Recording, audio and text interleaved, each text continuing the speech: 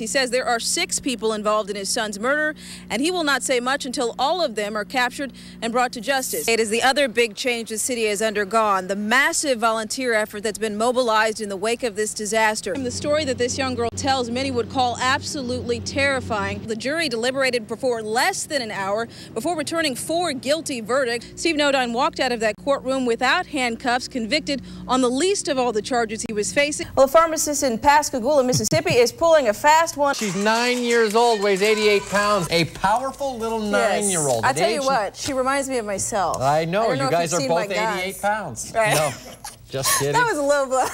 Well, more than 18 months. That's how long Pritchard pensioners have gone without their checks. A man wanted for questioning in an unsolved murder in Grand Bay is in custody tonight. Well, we pulled up onto this little island on the west side of Katrina Cut, and what we're finding is a lot of these hot molten globs of oil that have been sitting out in the sun. It's wet, it's sticky, some of it is tough.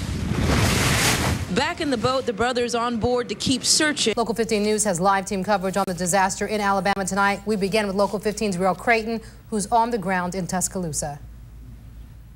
This is just one symbol of how powerful, how massive that storm was, able to snatch trees out of the ground. And then you look behind it and you see neighborhoods that are completely unrecognizable, demolished totally. But as powerful as that is, what we are hearing are incredible stories of survival. Tessa Hicks and her mother seeing each other for the first time since the tornado. Her mother also for the first time seeing her house. Thank God I can't believe this. You didn't see rotation coming at you. Things were just flying by the window like in The Wizard of Oz. She took us inside the bathroom and the tub where she, her husband, and their 2 dogs managed to survive. My dog started to get sucked up. Her ears were pointed behind her head like this, and she was pointing up, and her neck was just flapping.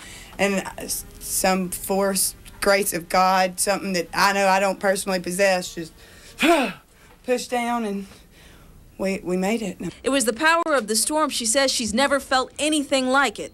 The wind and the sucking, that's the biggest thing you're battling. It's an evil force of nature that's trying to get you, and all you can do is just resist. Not them, but it did get the house, most of it on the lawn or missing, and the couple also finding their neighbor's property inside too. Total destruction, she calls a blessing. You never think you're going to be in the we lost everything category, but when you make it through something like this, everything doesn't matter. Nothing matters but your life. The cleanup process continues. Folks today searching for mementos, photographs, whatever they can find that's left. Reporting in Tuscaloosa, Riel Creighton, Local 15 News.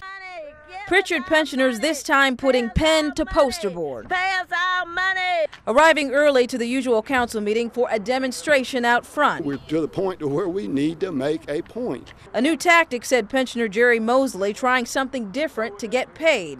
We've been screwed over by a complete city. And it sounds impossible for a city to do that, but they're able to do it. And we are upset to the limit. I'm ready to go to jail. Mosley, like the others, took his anger inside to sit through another council meeting. SOS, the same old stuff every time we come down here. Again, leaving disappointed, but with something they didn't have before. No checks, but a possible agreement. What retirees say they've been waiting for desperately, but what no one is happy about. It's like they finally starved us into taking something that we really don't agree with. The wife of a pensioner, Brenda Dennis, says the plan is to pay them 22% of those missed payments and just over 30% of their pensions going forward, a nearly 70% pay cut.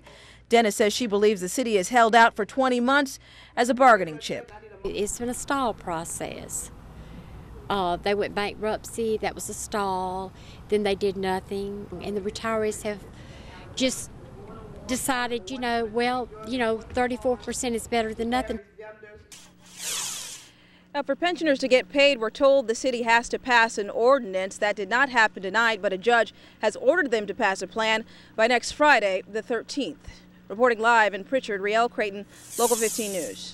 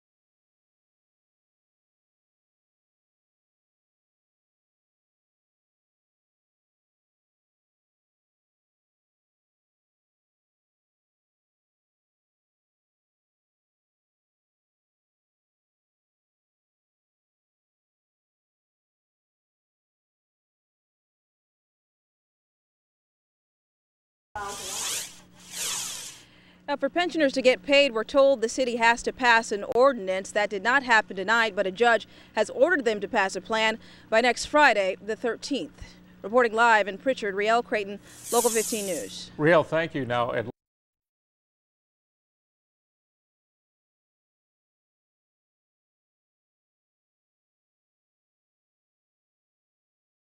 We've had multiple teams in Tuscaloosa learning more about how widespread the devastation is. Local 15's Riel Creighton has been in the middle of it all. Riel, does it seem like crews are making any progress as of yet? Oh, Kim, just a little bit. You know, bulldozers are out today. One woman told me that this was like the end of the world. While that may seem like an exaggeration, when you take a look around, you really begin to understand what she's talking about. This neighborhood is demolished. There's really nothing left here. But what we are seeing for the first time today on the second day is just a glimpse of the recovery. nice ball. It is the search to salvage something for university student Whitney Watts, getting help from friends. Yeah, we finally got to my car. And then we can't, that's all my stuff still on top of the house, and we couldn't get to it because the roof's about to cave in. She and her roommates hid under the stairs when the tornado hit. And that's like the only room that was untouched.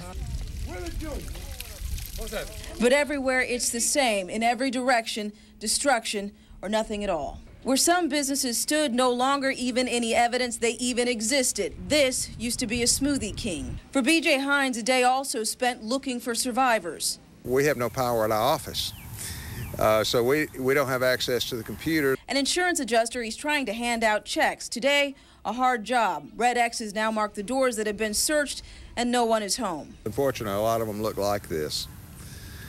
You can go inside and see the sky. Hines says he's handing out just a little money for repairs and living expenses. But obviously, this is going to be a lot more. Oh, yeah. This will be a lot more. Well, if yesterday was about the shock of it all, today is really about the cleanup. People are really just searching through their homes, trying to find what is left, salvaging mementos, photographs, whatever they can find. Reporting live in Tuscaloosa, Riel Creighton, Local 15 News.